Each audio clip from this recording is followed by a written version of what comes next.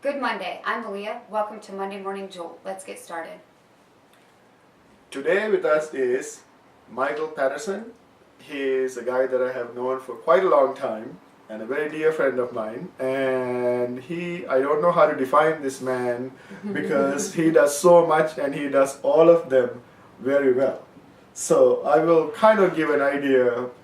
You publish a newspaper. I'm actually the managing editor of a newspaper. Newspaper. And then you are also a local musician. Yes. Has been for, and what else? I do some writing. I actually had some short stories published in some anthologies over the past couple of years, and I just found out from the publisher that they want to do a collection of my short stories. So I'm really happy about this. So I guess I've been really blessed to be allowed to do a lot of things, and it's thanks to the goodness of other people, God's goodness, and people have offered me things, and I'm very grateful for that. And at one point, weren't you like a pastor too? No. It's, I've done. I'm active in the church. Still am. I guess I don't want to say pastor. I think all of us are ministers. And don't get me wrong. I'm no saint. I'm not perfect or anything like that.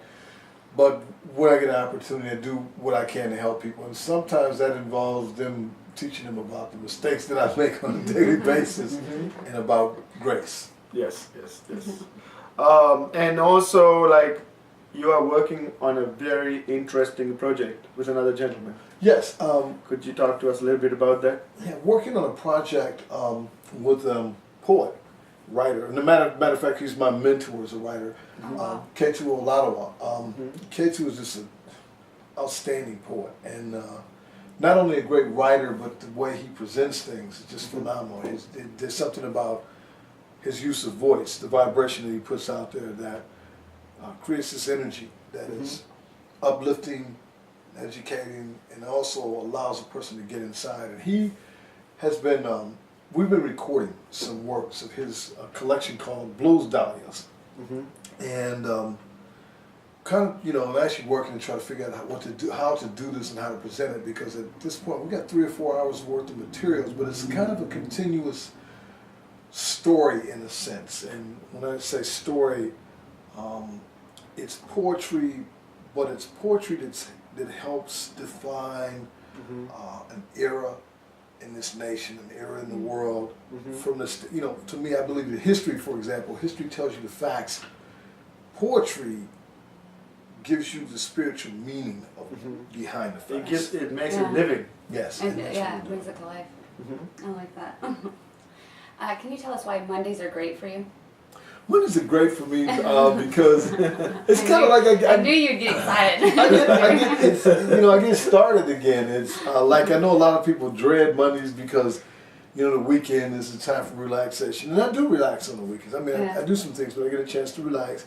But Mondays is kind of like I'm excited to go at it again. It's the day we go to press at the paper, so I'm really kind of saying wow, this is when it all goes together. Because I still get excited about when it's done. Yeah. And the other things that happen, the phone's ringing, and I get to communicate with a lot of really good people and stuff on Mondays, after the weekend. So it's great. So great conversation. Start the Great week. conversation, yes. And what do you do to kickstart your Monday? That's hard. I might just kind of get up. It depends. Sometimes I'll walk the stairs in my building. I've been bad about it the last week. But normally I get up and I walk. The floor. It's a 7th floor building, so I kind of go up like 7th floor, 6, etc. Go do that. And take a shower, pray, meditate. Go across the street to the gas station, and my doctor isn't listening. Go get me this huge cup of coffee, but also 2 bottles of water, and then I head off to work, and I'm good to go. You're good to go. Well, Michael, you have been in the music industry for quite a long time now, right? And what kind of advice can you give to musicians? I'm not sure I'm the best person to give a a lot of advice. I know some friends who are actually really deep in the industry. Like I said, I've got great mentors, like a guy named Frank Johnson, who was a staff writer. Franco Johnson, he goes by his stage name. And Franco was a staff writer for Motown, Malaco. He's been an artist. And one of the things that, you know, I learned from Frank is that do what you really want to do. You can go out and there are probably a lot of things that a person can do to make a lot of money. If that's what you want to do, that's fine. If you're really into the art thing, it's probably best that you just stick with it and don't worry about the economics of it. Everybody wants to be paid, but I think maybe, you know, what Frank is telling me, you get a lot more longevity out of doing what you do. I mean, and when you say industry, I've worked on some records that have been, you know, like released internationally and stuff like that. But for the most part, I'm kind of low key. I can kind of do it at my pace. I'm here, I play some gigs and stuff like that. I do run into some other people, but I think just be yourself and enjoy it. The day you don't enjoy it is probably the time you need to quit doing it. You know? I like that. And I also want to emphasize, like, a lot of the times people, I mean, I think because the media has improved, right? They're sharing a lot of their, like, sorrows and pains and anger rather than sharing their joys and, can you, like, I mean, we have had the discussion before. Yeah, it's, you know, you're right. It's like with social media, there's a side of it that I really enjoy, but the thing is, there's a lot of judgment. A lot of judgment, that type of things, and my thing is that what I've learned, and don't get me wrong, like I said, I'm not saying I have my moments that slip up, but I've tried to more and more on a daily basis live my life to where I think, okay, if this is wrong, what can I do to fix it? Rather than telling everybody what's wrong with everyone else. I had a spiritual teacher one time, and he put the question to me like this. He used to call me Michael. He said to me, Michael, he said, why is this man a Jew, this man a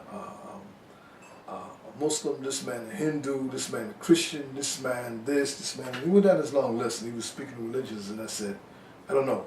And he happened to be a rabbi. I said, Rabbi, I don't know. And he said, that's right. You didn't create not one of them. He said, created, Most High created him. He said, so the only thing that you do know is what he told you what to do. He said, so worry about whether or not you have fulfilled your obligations to your creator and quit worrying about what other people do.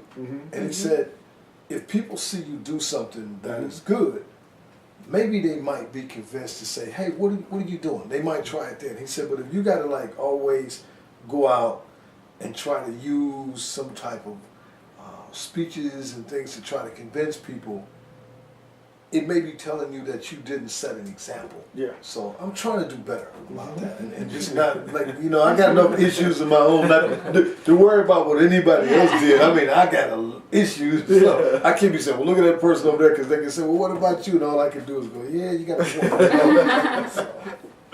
Do you have an adage by which you live your life?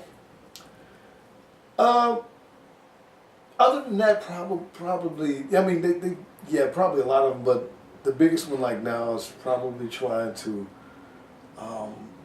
pay attention to what I did and didn't do, rather than what other people do or didn't do. That's good. I don't think I've heard that one yet. I don't think I have. I like that. So, it's just kind of a silly question sometimes, but if you were to have a superpower, what would that be? To be able to put people at peace. Oh, that's an awesome. That is awesome. I haven't heard that one yet either. Yeah, could you elaborate a little bit? I like that. If people were, the things that we do to each other, the problem, I think the reason that we have problems is because we're not happy with ourselves, okay?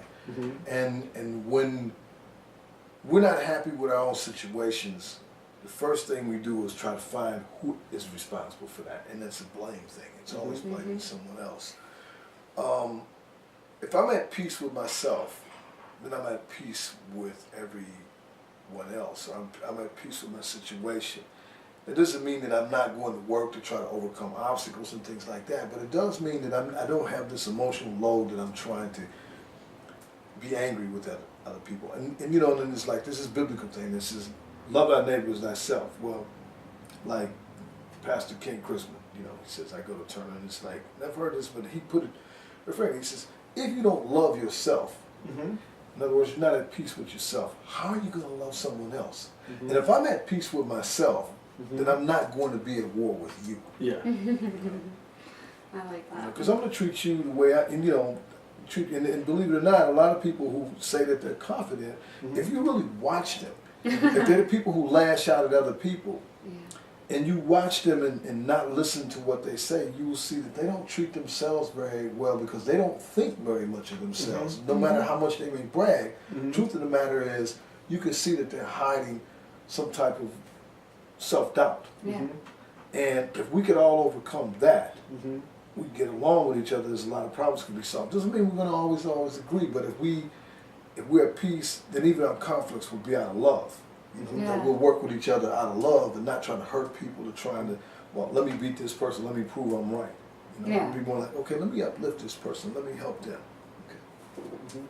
I could listen to you all day. Don't get me started. Okay? I just want to listen. Do I got to ask the next question? Can you tell us something that would surprise people who think they know you? Something about you, Where do you start? You mean something I can say in public? Yeah. Okay. I don't know. We can edit it. No, I'm not going to tell you all that stuff. I think sometimes people may think I'm more serious than I am.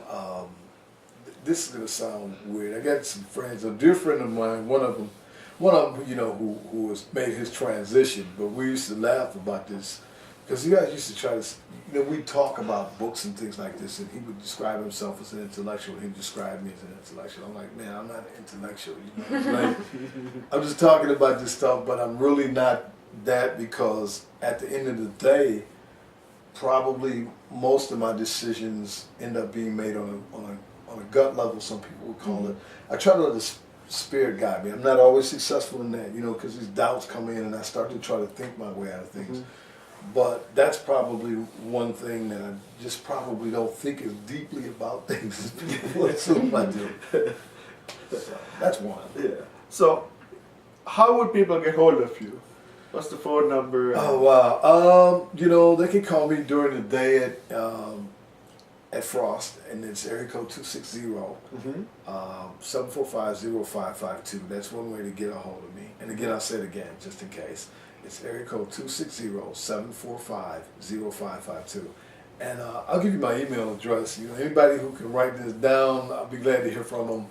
It's Y-A as in Nancy, M as in Mary, M as in Mary again, U-S-I-C, Michael, M-I-C-H-A-E-L, 4, the numeral 4 that is, at gmail.com. So it's YANMUSICMICHAEL 4 at gmail.com.